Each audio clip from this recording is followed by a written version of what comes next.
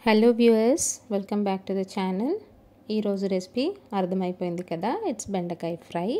So దీనికోసం first బెండకాయలు తీసుకొని కడిగి శుభ్రంగా ఆరబెట్టుకోండి. ఆరకపోతే బెండకాయలు కూర వండేటప్పుడు జిగురు బాగా వస్తుంది.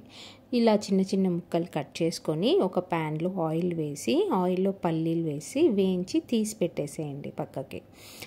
తర్వాత అదే ఆయిల్లో ఆవాలు, జీలకర్ర, వెల్లుల్లి రెమ్మలు ఫ్రై అయిన తర్వాత అందులోకి ఉల్లిపాయలు వేసి ఒకసారి కలిపి మూత పెట్టేసి, ఉల్లిపాయలు వేగిన తర్వాత అందులోకి పచ్చిమిరపకాయలు, కరివేపాకు, కాస్తంత పసుపు వేసి శుభ్రంగా కలిపేయండి.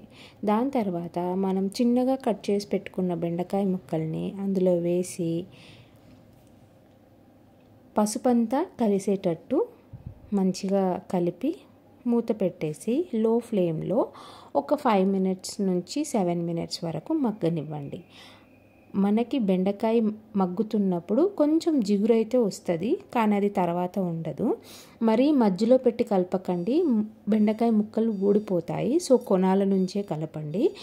బెండకాయ మగ్గిన తర్వాత అందులోకి కాస్తంత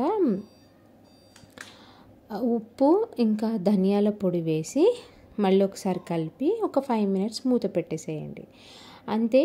మీకు ఒకవేళ బెండకాయ క్రిస్పీగా కావాలనుకుంటే కొంచెం అడుగంటే దాకా పెట్టుకోండి, లేదంటే వదిలేసేయండి. ఇంకా మనం ఆల్మోస్ట్ ఈ కూర రెడీ అయిపోయింది కదా, దీంట్లోకి మనం వేయించి పెట్టుకున్న పల్లీలు వేసి కొత్తిమీర వేసి కలిపి మూత పెట్టేసేయండి. అంతే, మన బెండకాయ ఫ్రై రెడీ.